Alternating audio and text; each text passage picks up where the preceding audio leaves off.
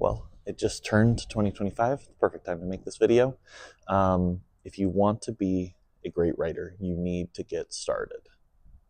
Now, this is a hard thing to do. It's easier said than done. I know that motivation comes and goes, and that sometimes you have time and you can do those things, and sometimes you don't. And then obviously your hobbies are the things that fall by the wayside. But realistically, if you want to become a professional, you need to dedicate your time. You need to find the time to do the things that you need to do, and you need to really, really pursue it. So when I first started writing, I was working at a call center. I was just taking calls for a few different products that I really didn't like. And I had written in the past, not professionally, just like journaling. I had written obviously in school. I used to write songs. When I was younger, I was a musician, not on a professional scale or anything. And so I kind of used it as an outlet, right, as a form of expression.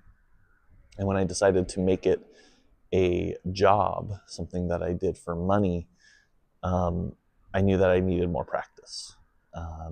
Not because I was worse than anybody else. I don't think that mentality is helpful. I think I already knew that I could do it, but to be able to do it for money, for a living, I needed a lot of work. I needed a lot of practice. I needed to put in the reps and really build my muscles as a writer. So the very first thing that I did is I just started writing online about something that I knew, which was esports, competitive gaming.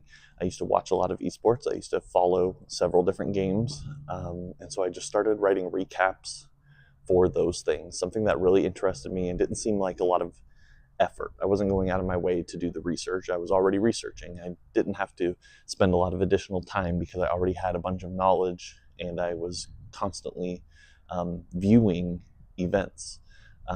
So it was something that was more fun, but also more achievable. And I would say definitely in your upcoming writing experience, do the same. Pick something that you like, pick something that you already know, and start there, because that cuts the time commitment significantly, but you're still able to put in the work and actually put pen to paper and produce pieces.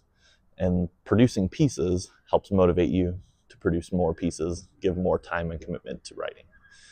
So I wrote for myself about esports for a while. Eventually, I contacted several different esports news sites and offered to write pieces. A couple of them accepted, and I was able to write for small fees, which was the first time that I ever made money. I believe the first one was $50, and it took me a couple days to write and a few passes back and forth with their editor. So it's definitely not like financially viable at this point. But it was cool, man. It's so cool to just like commit to something and put in a ton of work and effort and this dream of, like, to me, being a writer or an artist of any kind was kind of like this like ethereal type of thing that didn't really exist in like a way that someone can actually achieve it, right? To me, I made a lot of excuses, like I'm not in New York, I'm not in LA, so how am I going to get this writing into the right hands? Or I don't have anybody that I know that's a professional writer, so obviously no one around me can do it. How could I do it? A lot of negativity, negative self-talk crept in constantly, and you just have to make a habit of pushing that out of the way and realize, like, anybody can do anything if you put your mind to it and put in the work and effort. And obviously there's hurdles and challenges, and it's easier for some people than others, but that doesn't mean that it's impossible. So once I started to get paid slightly, like I said, $50 a piece, it's not the kind of pay I'm looking for if I'm going to make my bills, but it was a big turning point. It was like I finally realized, oh my gosh, there's something here, right? People are reading this outside of me, outside of my family. and it's good enough that somebody is paying me actual money that then I can use in my life to do this thing. So obviously I have some kind of skill here. So at that point, I continued producing work. Just continued writing about esports. Wrote about some other things as well. I was really into music. Like I mentioned before, I used to write music. So I was writing about bands that I liked. Not getting a lot of traction on it, but getting the experience of writing on a daily basis. Eventually, I found a part-time job at a SEO agency for search engine optimization. We specifically wrote for small businesses in Australia. And I found the job and I applied, and they called me based off of a writing sample from one of the esports pieces that I'd done. And that esports piece and my interview then got me a job part-time. It was, I think, 25 hours a week writing Australian SEO websites for small businesses, using long tail keywords and like trying to get them location specific, positive results and in results pages. It was not great, but it was really important because it's what I still call like a production writing job, which is I show up, there's a lot of tickets, there's a lot of things that need to be written. Those tickets, those pages, those pieces need to be written by the end of the workday. And you're just writing all day, just head down, writing. You finish one page, you have to switch to a completely new industry sometimes, to a completely new format, new request, write again, start from scratch and write again. And you're just filling blank pages over and over and over, which is great because I know that a lot of times new writers have a difficult time with ideation. They have a difficult time facing that new page and getting started, which I feel too. I mean, it's a lot easier for me to edit something that I've already written on a bit on and add to it than it is to start from scratch. But this is where I learned to fill a blank page, which I think is a super important skill. You just need to get started. You can always edit later, but you need to get started. So that's where I learned how to do that. I was making, I believe it was $12 an hour. Like I said, 25 hours a week, just part-time and crushing through all of these websites. I got recognized internally a few times for being the top copywriter. That was our title. We're copywriters, SEO copywriters. So I was the top copywriter a few times during my time there. And that really helped boost my confidence, obviously. It made me work better, which was great for the company, but also great for me to know that I can actually do this and I'm keeping up with all these other people that had degrees. That's something else I should mention. I never went to college. I didn't get a degree, and I got to a certain point that I just really didn't see a point in going back and trying to do it. But at that time, I was really self-conscious about not having formal education, about English or writing or anything relevant to the writing profession. So being able to prove not only am I good enough to get money for doing this thing, but also to have people recognize me for my skill up against other people that did this for a living is obviously really validating. Just validation was so big. So anyway, I was able to write there for a little while and then parlay that into a full-time job with a tech company, a smaller tech company where I was living. They introduced me to like normal corporate life, which was very difficult for me to adjust to. So one thing that I would say for sure for all of you that are following this, if you're in this point in your journey where you are able to do the thing, you have built the skill set, and you're producing something for money, but you're looking to move into full-time, that transition is difficult. Give yourself some time, give yourself some grace. I crash and burned in my, basically I was having a hard time with a lot of coworkers, and the way that I did things was not the typical route, obviously, since I didn't have any education and I was used to working on my own, just doing projects beginning to end by myself. Collaboration was not yet a skill that I had built, at least in a corporate setting. So, yeah, I was a terrible teammate, and that led to a pretty terrible experience. And yeah, I left the company on bad terms, thinking that I was done writing, and I took a little bit of a break, just kind of fed up with the whole thing. So at that point, I worked at a hospital. It's kind of like this long story, but anyway, I worked at a hospital as a part of a surgical team. Not doing any surgery, not touching any patients, so don't worry about that. This uneducated guy wasn't in the OR, but anyway, yeah, I was a part of like the surgical system at the hospital, helping with the tools and things like that. And then we were there for my wife's education. She continued to do her master's degree, and when she finished, I moved back down to like a more populated area and really pursued getting a full-time job again, to give corporate life a second go.